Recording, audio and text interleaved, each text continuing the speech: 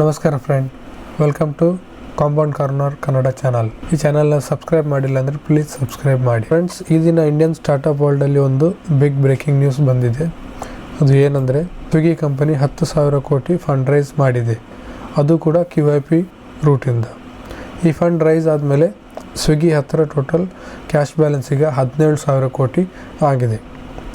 ಈ ವಿಡಿಯೋನಲ್ಲಿ ನಾವೀಗ QIP ಅಂದರೆ ಏನು, ಸ್ವಿಗ್ಗಿ ಯಾರಿಂದ ಹಣ ತಗೊಂಡಿದೆ, ಈ ಹಣದಲ್ಲಿ ಅದು ಏನು ಯೂಸ್ ಮಾಡುತ್ತೆ, ಇದು ಇನ್ವೆಸ್ಟರ್ಸ್ಗೆ ಗುಡ್ ನ್ಯೂಸ್ ಅಲ್ಲ ಬ್ಯಾಡ್ ನ್ಯೂಸ್ ಅಂಥೇಳಿ ನಾವು ನೋಡೋಣ. ಸೊ ಸ್ವಿಗ್ಗಿ ಏನು ಮಾಡಿದೆ ಫ್ರೆಂಡ್ಸ್, ಸ್ವಿಗ್ಗಿ ರೀಸೆಂಟಾಗಿ ಕ್ವಾಲಿಫೈಡ್ ಇನ್ಸ್ಟಿಟ್ಯೂಷನಲ್ ಪ್ಲೇಸ್ಮೆಂಟ್ ಅಂದರೆ QIP ಕಂಪ್ಲೀಟ್ ಮಾಡಿದೆ. ಸಿಂಪಲ್ ವರ್ಡ್ಸ್ ಹೇಳೋದಾದರೆ, ಸ್ವಿಗ್ಗಿ ಕಂಪನಿ ಹೊಸ ಶೇರ್ಸ್ ಇಶ್ಯೂ ಮಾಡಿ ಬಿಗ್ ಇನ್ವೆಸ್ಟರ್ಸ್ ಅಂದರೆ ಈ ಮ್ಯೂಚುವಲ್ ಫಂಡ್ ಆಗಲಿ, ಫಾರಿನ್ ಇನ್ವೆಸ್ಟರ್ಸ್, ಇನ್ಶೂರೆನ್ಸ್ ಕಂಪನಿ ಇವರಿಗೆ ಅವರ ಶೇರ್ಸ್ನ ಸೇಲ್ ಮಾಡಿ ಅವರು ಮಾರ್ಕೆಟಿಂದ ಹಣ ರೈಸ್ ಮಾಡಿದ್ದಾರೆ. ಸೊ ಎಷ್ಟು ಅಮೌಂಟ್ ರೈಸ್ ಮಾಡಿದ್ದಾರೆ? 10,000 ಕೋಟಿ ಅವರು ರೈಸ್ ಮಾಡಿದ್ದಾರೆ. ಸೊ ಈಗ ಅವ್ರ ಕ್ಯಾಶ್ ಬ್ಯಾಲೆನ್ಸ್ ಟೋಟಲ್ 17,000 ಕೋಟಿ ನಿಮಗೆ ನೋಡಲಿಕ್ಕೆ ಸಿಗ್ತದೆ. ಈ QIPಯಲ್ಲಿ ಯಾರೆಲ್ಲ ಪಾರ್ಟಿಸಿಪೇಟ್ ಮಾಡಿದ್ದಾರೆ? ಸೊ ಪಾರ್ಟಿಸಿಪೇಟ್ ಮಾಡಿರೋದು SBI mutual fund, ICICI Prudential, black rock, US ಇದು ದೊಡ್ಡ AMC ಕಂಪನಿ, ಅದು ಆ್ಯಕ್ಚುಲಿ ವರ್ಲ್ಡಿದು ದೊಡ್ಡ AMC ಕಂಪನಿ ಅದು. ಆಮೇಲೆ ಫಿಡಿಲೈಟ್ ಇನ್ವೆಸ್ಟ್ಮೆಂಟ್ಸ್, ಇನ್ನೂ ಕೆಲವರಿದ್ದಾರೆ. ಆದರೆ ಇವರು 4 ಜನ ತುಂಬ ಮೇಯ್ನ್ ಇನ್ವೆಸ್ಟರ್ಸ್ ಆಗಿ ನಿಮಗೆ ನೋಡಲಿಕ್ಕೆ ಕಾಣ್ಬರ್ತಾ ಇದೆ.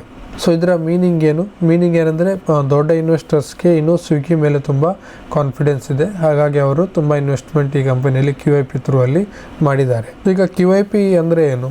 ಕ್ವಾಲಿಫೈಡ್ ಇನ್ಸ್ಟಿಟ್ಯೂಷನಲ್ ಪ್ಲೇಸ್ಮೆಂಟ್ ಅಂದರೆ ಏನು? ಸೊ QIP ಅಂದರೆ ಕಂಪನಿ ಆಲ್ರೆಡಿ ಸ್ಟಾಕ್ ಮಾರ್ಕೆಟಲ್ಲಿ ಲಿಸ್ಟ್ ಇರ್ತದೆ.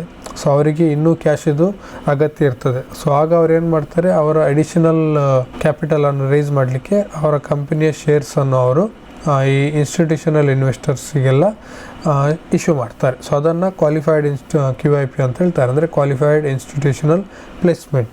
ಸೊ ಇದನ್ನು ಮಾಡಲಿಕ್ಕೆ 3 ಮೇನ್ ರೀಸನ್ ಇದೆ. ಒಂದು ಏನಂದರೆ, ಕಂಪನಿಗೆ ಡೆಟ್ ಕಡಿಮೆ ಆಗುತ್ತೆ. ಡೆಟ್ ತಗೊಂಡ್ರೆ ಅಂದರೆ ಸಾಲ ತಗೊಂಡ್ರೆ ಬ್ಯಾಂಕಿಂದ ಅವರು ಅದಕ್ಕೆ ಇಂಟ್ರೆಸ್ಟ್ ಕಟ್ಟಬೇಕು. ಸೊ QIPಯಲ್ಲಿ ಅವರಿಗೆ ಇಂಟ್ರೆಸ್ಟ್ ಕೊಡಲಿಕ್ಕೆ ಇರೋದಿಲ್ಲ, ಪ್ರಾಫಿಟ್ ಶೇರಿಂಗ್ ಇರ್ತದೆ. ಸೆಕೆಂಡ್ ರೀಸನ್ ಏನಂದರೆ, ಇದು ತುಂಬ ಫಾಸ್ಟಾಗಿ ಅವರು ಮಾಡ್ಬೋದು. ಸೊ ಈಗ ಡೆಟ್ಟಿಗೆ ಹೋದರೆ ಸ್ವಲ್ಪ ಟೈಮ್ ತಗೊಳುತ್ತೆ, ಬ್ಯಾಂಕ್ ವೆರಿಫೈ ಎಲ್ಲ ಮಾಡ್ತದೆ, ಸೊ ಟೈಮ್ ಆಗುತ್ತೆ.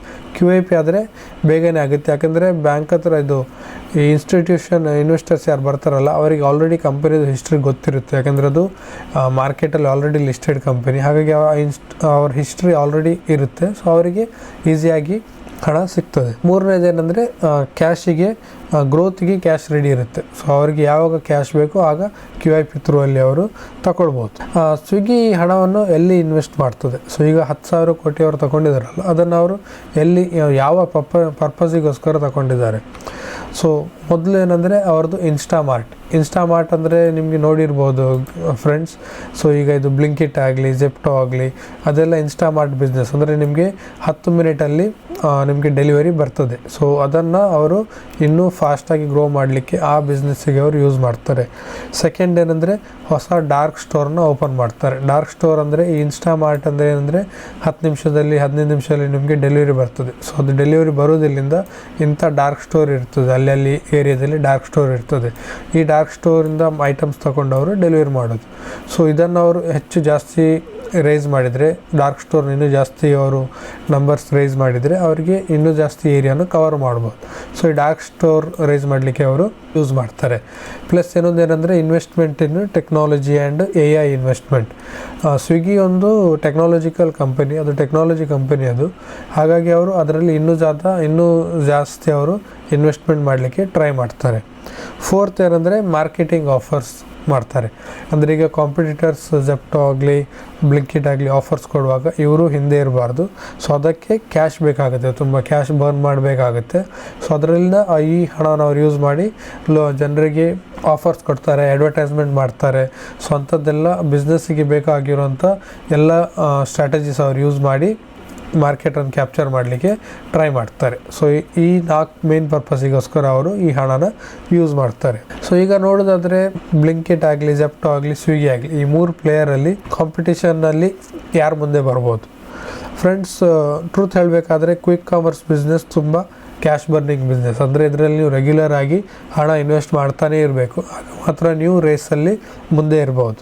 ಬ್ಲಿಂಕಿಟ್ ಹತ್ರ ಏನಂದರೆ ಝೊಮ್ಯಾಟೊದು ಬ್ಯಾಕಿಂಗ್ ಇದೆ. ಝೊಮ್ಯಾಟೊ ಅದರದ್ದು ಪೇರೆಂಟ್ ಕಂಪನಿ, ಸೊ ಅವರಿಗೆ ಅದರದ್ದು ಬ್ಯಾಕಿಂಗ್ ಸಿಗ್ತದೆ.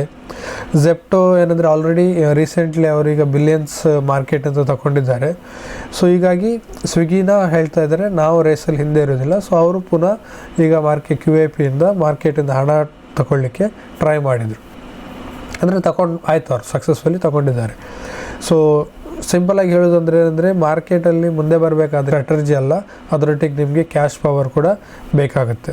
ಸೊ ಇಷ್ಟೆಲ್ಲ ಓಕೆ. ಇದೀಗ ಇನ್ವೆಸ್ಟರ್ಸ್ಗೆ ಏನು ಸಿಗ್ನಲ್ ಕೊಡ್ತದೆ?